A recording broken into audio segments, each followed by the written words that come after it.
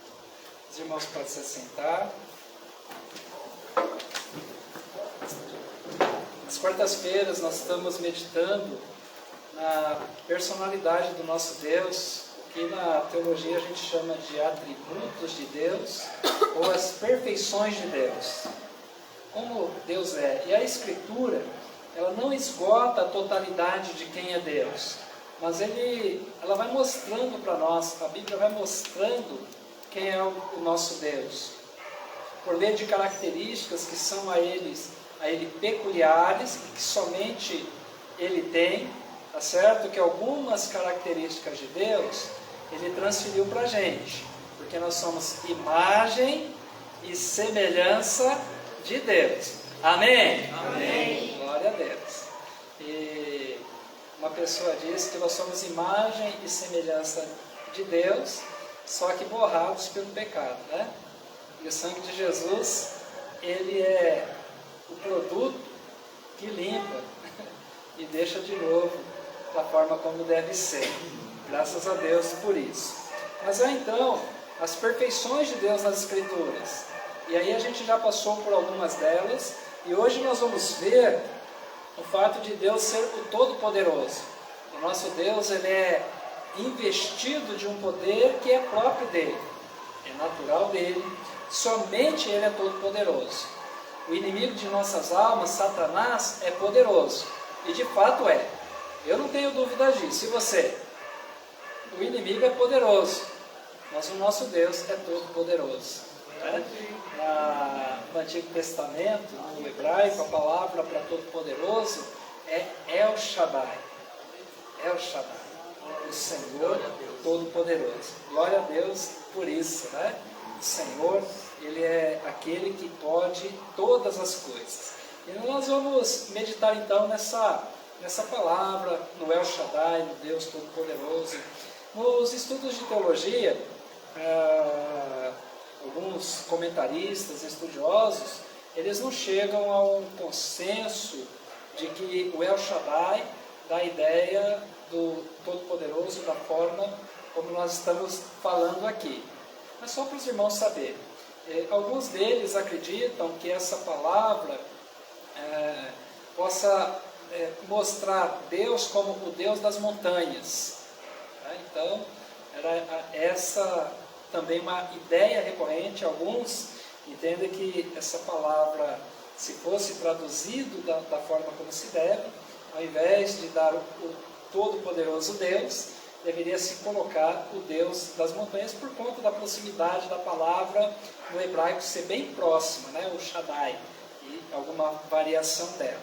Alguns outros acham que também a ideia do El Shaddai dá a ideia do Deus provedor, porque a palavra também ela podia significar amamentação.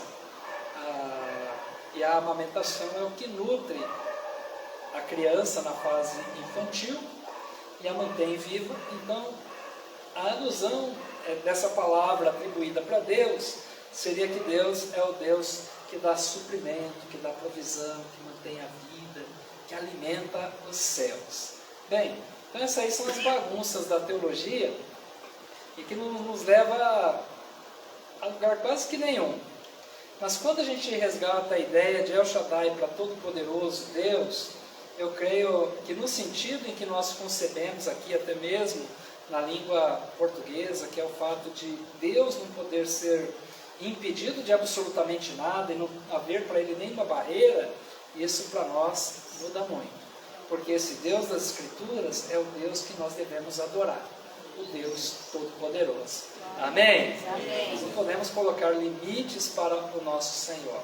Não podemos também tentar fazer de Deus um mentiroso, porque às vezes criamos algumas ideias, colocamos na nossa cabeça e depois não dá certo, e aí volta, tá vendo? Ó, Deus não é tão bom não, falhou, não funcionou. Não entra por esse caminho, é um caminho ruim, porque de fato, e nós vamos ver nessa noite, que Deus pode todas as coisas. No Antigo Testamento, a palavra El Shaddai, ela vai aparecer um pouco menos de 50 vezes. Bastante, né? De 39 livros que nós temos no Antigo Testamento, quase 50 vezes é citado o termo, essa palavra El Shaddai, o Todo-Poderoso Deus. Então, há uma ênfase nessa presença dessa palavra no texto bíblico. No livro de Jó, 31 vezes. Em Jó, o Todo-Poderoso, o El Shaddai, é citado por 31 vezes. E é no livro de Jó que nós vamos meditar nessa noite e pensar no Deus Todo-Poderoso. Abra sua Bíblia no livro de Jó, no capítulo 42, os versos de 1 a 6.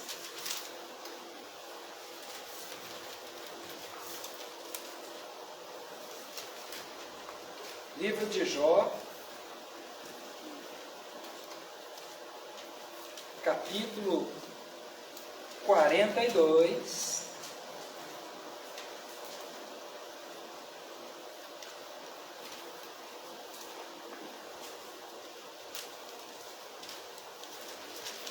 dos versos de 1 a 6.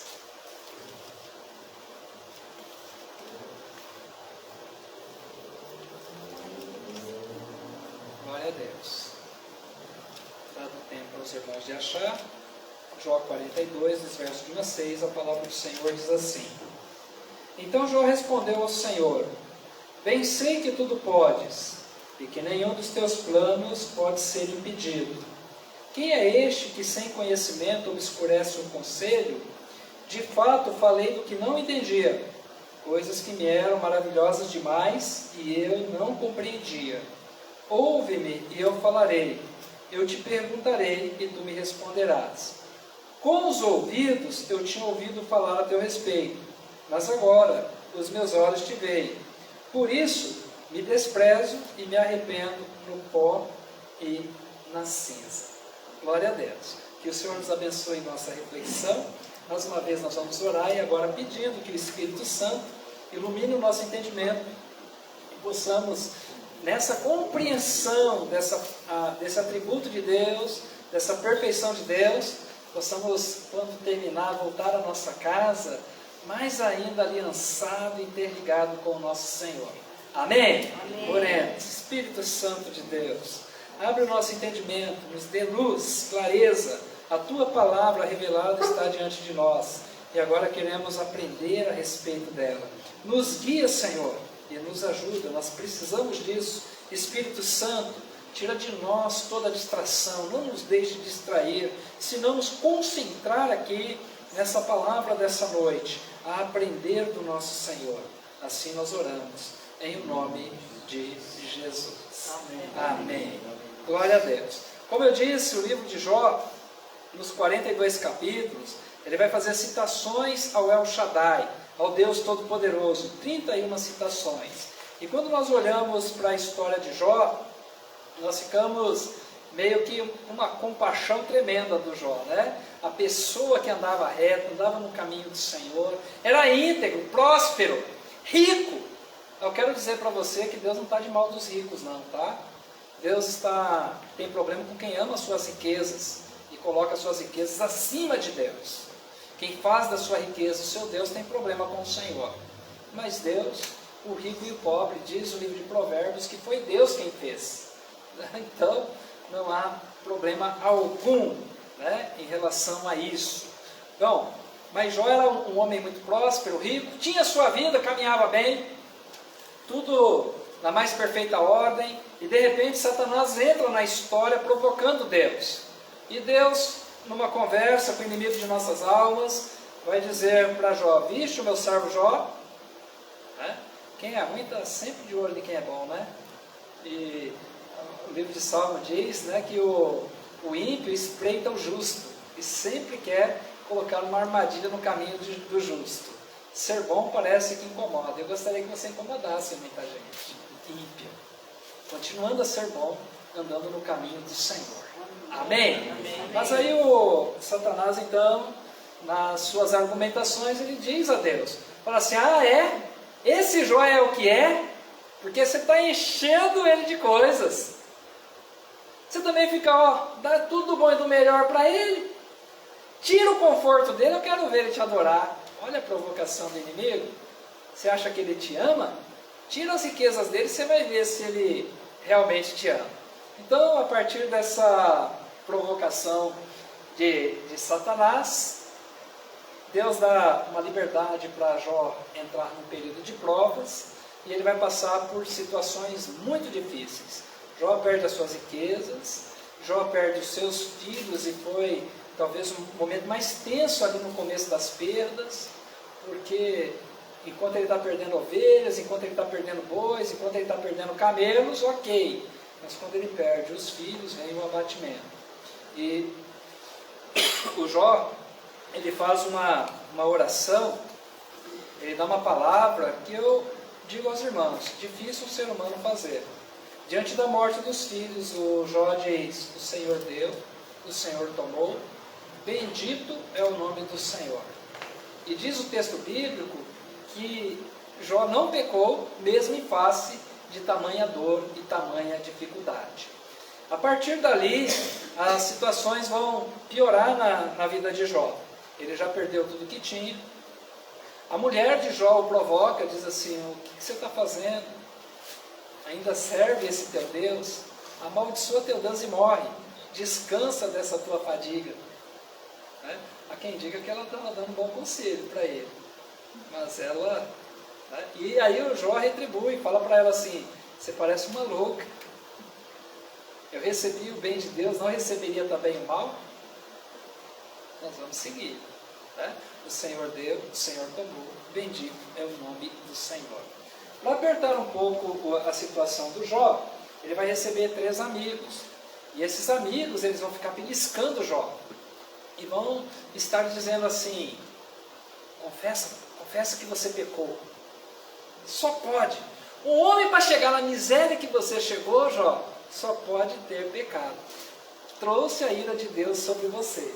E é por isso que você está passando esse estado deplorável. Aí eles vão ter muitas conversas, vai ter muitos diálogos, o livro é feito em cima desses diálogos, dessas argumentações, e Jó vai ter que, apesar das suas perdas, lidar com esses amigos, que eram muito melhores quando não tinham falado nada.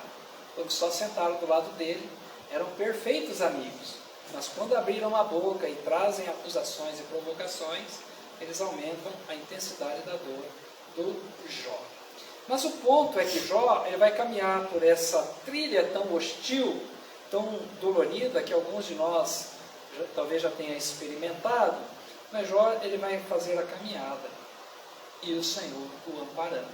Ele vai ser provado, provocado por Satanás através dessas pessoas e dessas palavras que tentam trazer uma confissão, mesmo que falsa, de Jó, mas Jó resiste.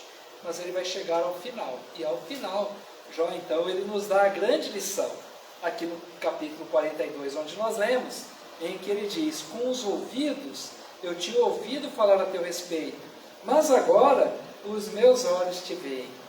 Jó estava dizendo, eu mantinha comunhão, conhecia, adorava, mas depois de ter passado por esse vale de aflição, por tantas perdas, por tantas dificuldades, agora eu posso dizer, eu te conheço e o Senhor está aqui.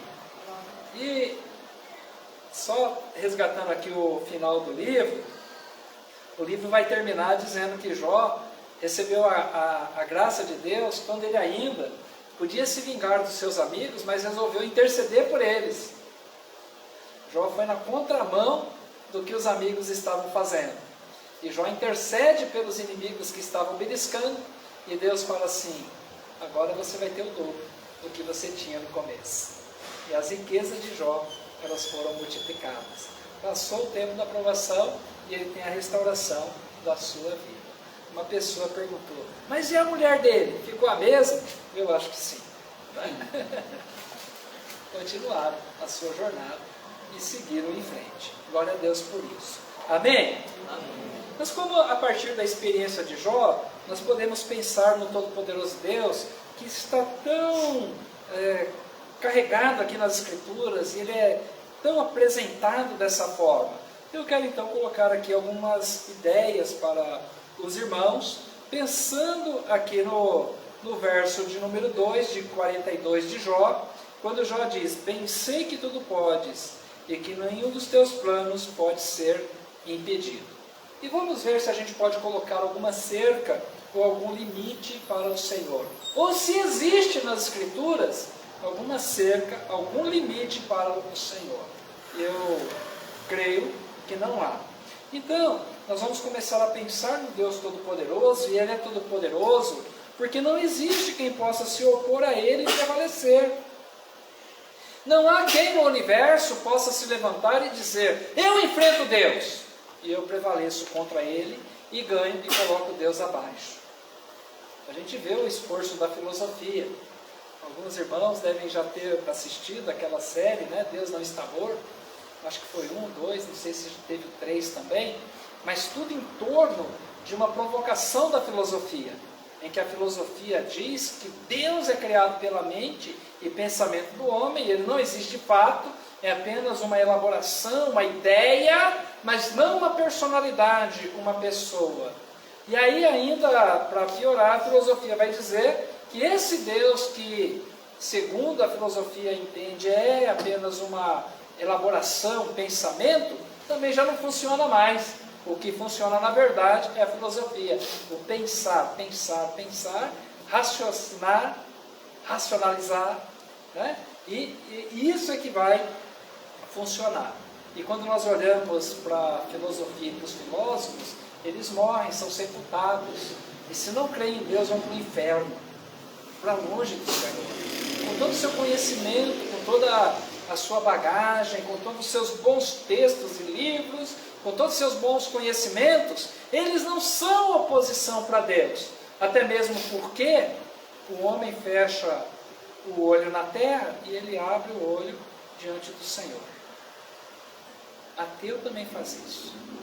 E lá na primeira igreja batista de Atibaia, eles têm um panfletinho que à primeira vista a gente fica meio que discordando, porque eles assim, todos os caminhos levam a Deus. Parece ao contrário ao nosso jeito de pensar, não é verdade? Ah, não. Mas eles colocam assim, todos os caminhos levam a Deus, porque todo homem, pecador ou não, vai apresentar-se diante de Deus. Agora, permanecer com Deus é outra coisa, somente pela graça e pelo sangue de Jesus. Porque aqueles que estarão na eternidade seguirão com o Senhor, e aqueles que não, serão afastados e não terão mais a presença do Criador e sofrerão no inferno. Então sim, todos depois de ter a experiência humana aqui, estarão diante do Todo-Poderoso Deus, o Criador. Porque ele não pode ser impedido por nenhum pensamento, por nenhuma pessoa, por nenhum personagem, por nada. Vejam que abaixo de Deus, o grande e poderoso Satanás, ele tentou medir forças com Deus. E nessa passagem no livro de Jó, toda a ação de Satanás era tentar desviar Jó de crer em Deus e de ter um relacionamento. E é uma esfera que o inimigo gosta de trabalhar na vida dos servos do Senhor. Plantar a incredulidade, trazer o esfriamento no relacionamento, uma negação de quem possa ser o Deus Todo-Poderoso. E Satanás tentou medir forças com o Senhor. E nós já sabemos no que deu. Satanás perdeu. Ele não foi adiante. Não conseguiu dar o passo à frente. Não conseguiu superar o Senhor. E não conseguirá jamais. Tanto que o inimigo de nossas almas já tem pelo Senhor uma palavra de condenação. Ele e todos os seguidores dele estarão na eternidade separados. Não terão a comunhão com o Criador, com o Deus Todo-Poderoso. E há quem diga que o grande fogo do inferno não precisa nem ser literal. Não precisa nem ser uma chama de fogo como nós conhecemos aqui. Porque a ausência do Senhor é a insatisfação da existência. Não poder estar na presença do Senhor é o que aflige a alma, é o que traz a dor, é o que traz o infortúnio. Não existe quem possa se opor a Deus e prevalecer. Outros tentaram criar também barreiras para o Senhor e também não conseguiram, como por exemplo Faraó no Egito. Vocês se lembram? Moisés foi o enviado do Senhor com seu irmão Arão, e eles foram para lá na missão libertadora do povo que estava escravizado. E Faraó detinha poder, tinha autoridade,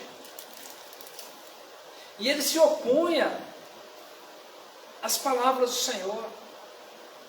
Em alguns momentos ele amolecia, e no momento seguinte mudava de ideia de novo, voltava atrás e não libertava o povo.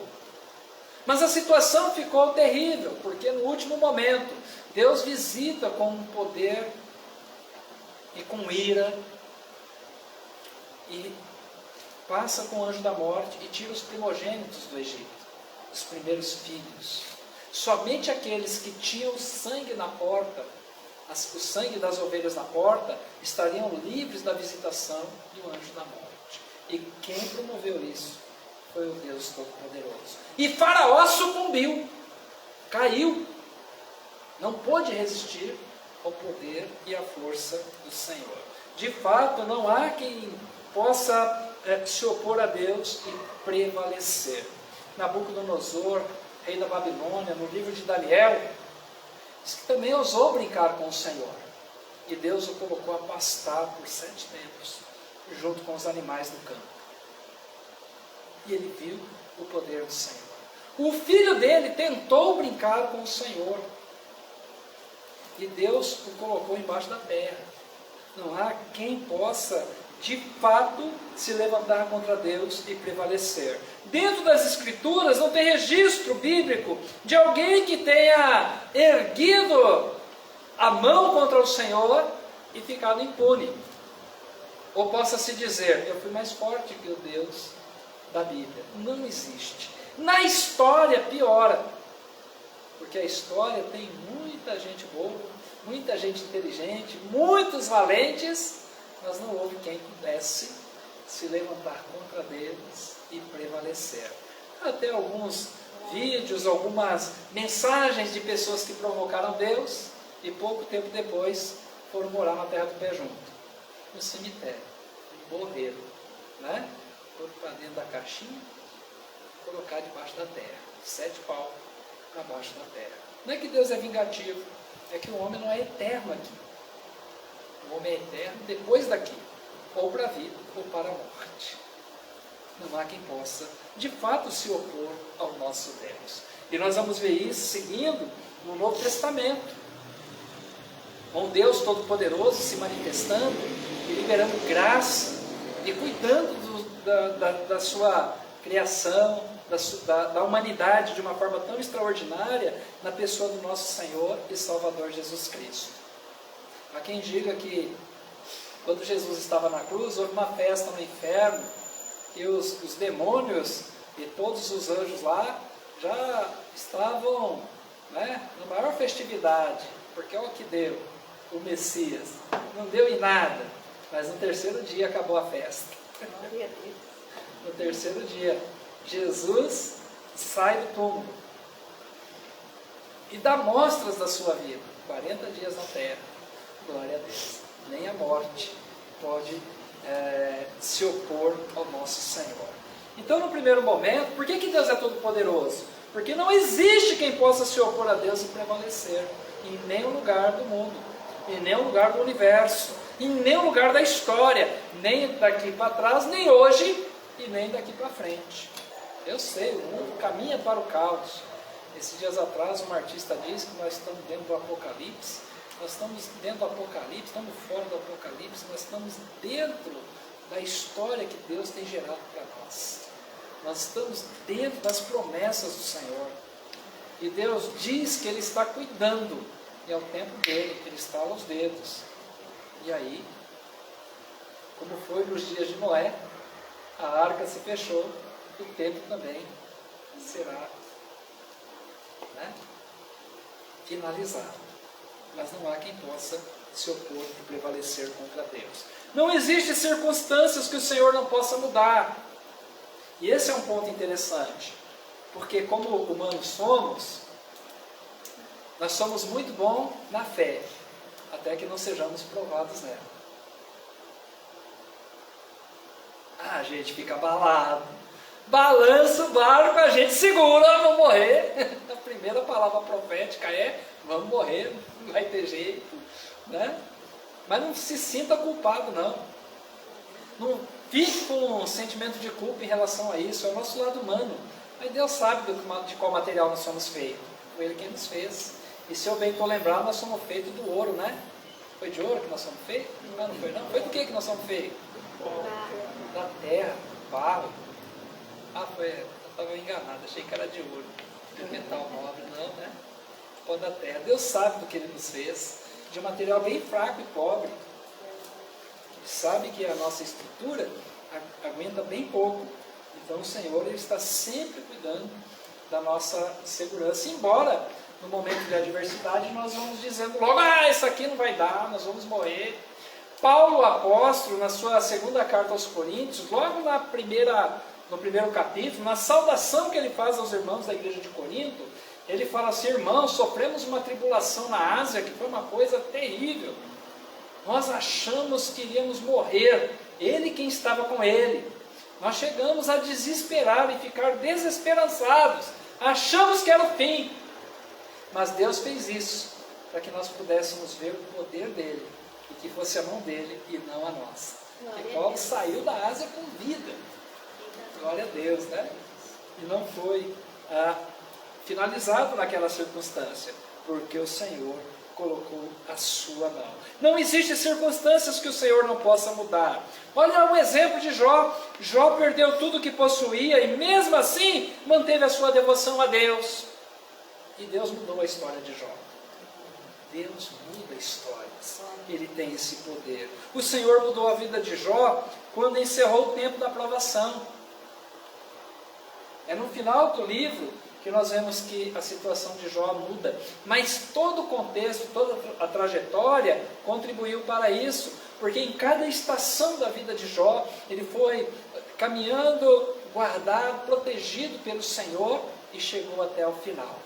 Embora Deus, a gente possa dizer, estava em silêncio na aprovação de Jó, para que a aprovação fosse real, Deus estava atento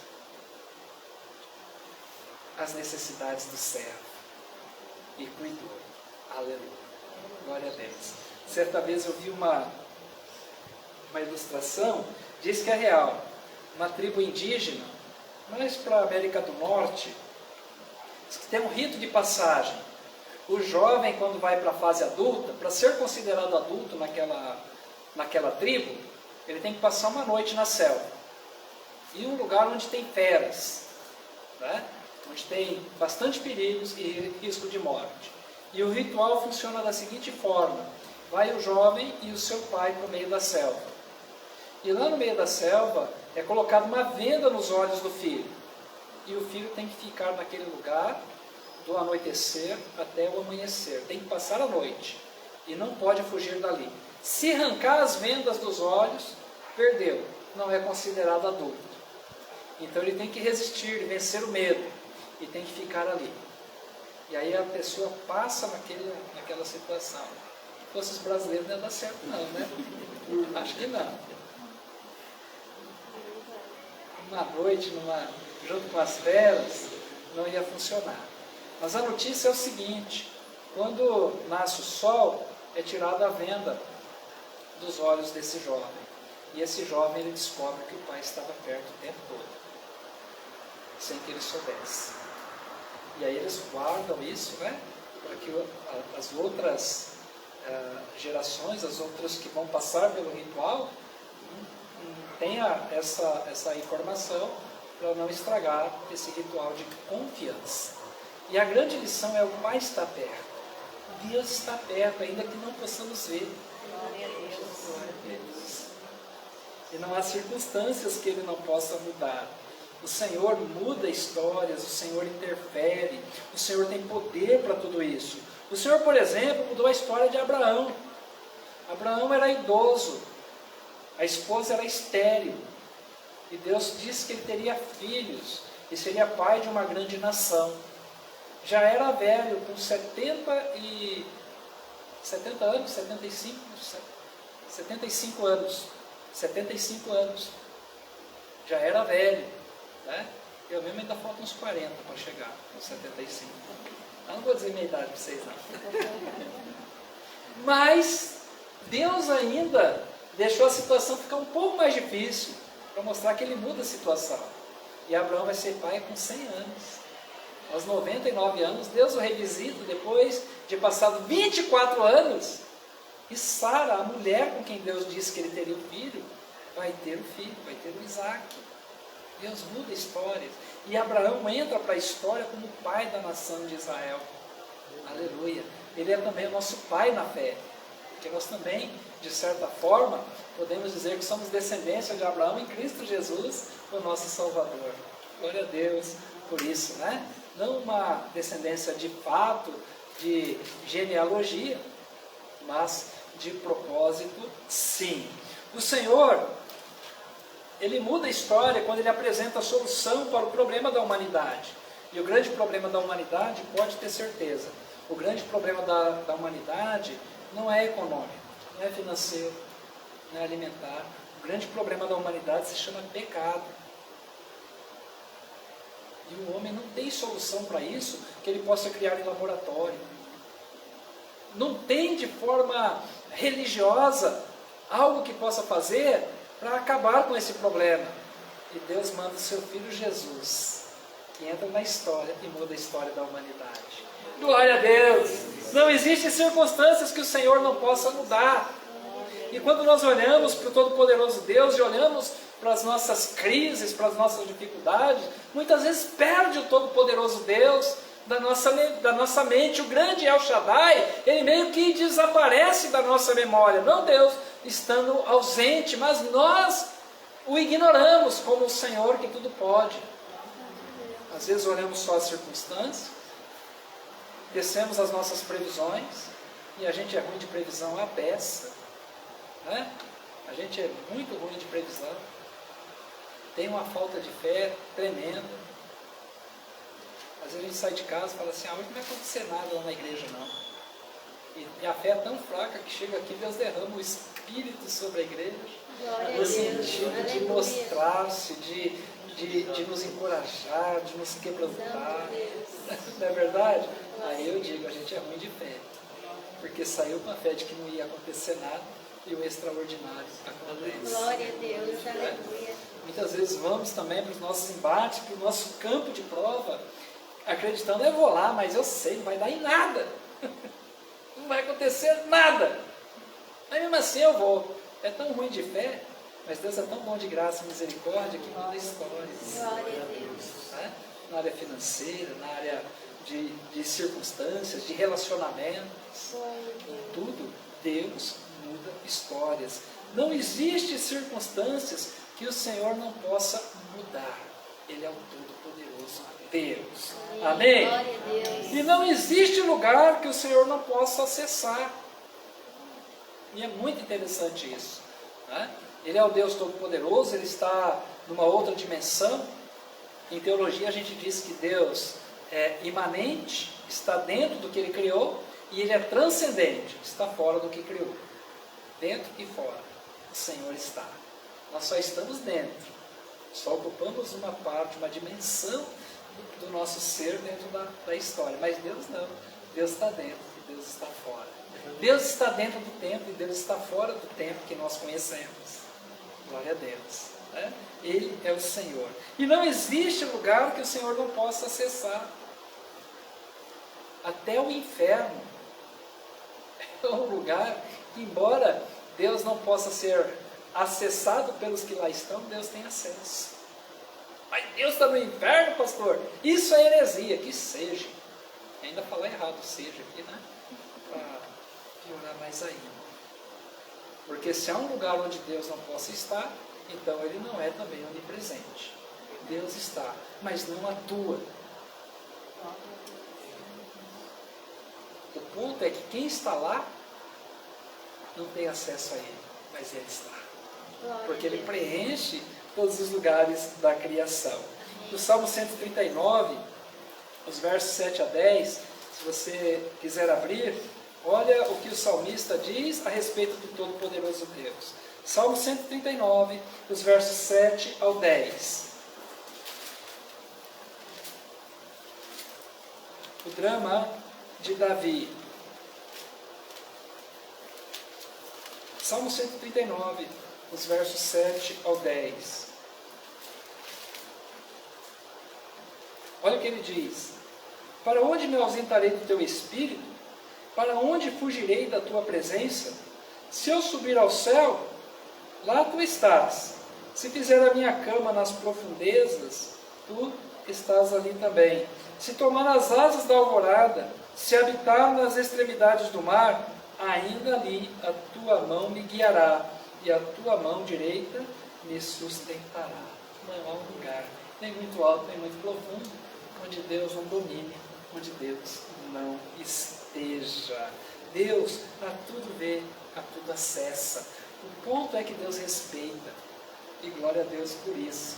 Não precisava respeitar, mas o Deus Todo-Poderoso é também um Deus educado, e que dá um espaço à sua criação, porque quem perde, e quem pode perder alguma coisa, não é o Todo-Poderoso Deus, mas sim a sua criação, que se endurecer e se inclinar ao pecado, perderá a comunhão com o Senhor.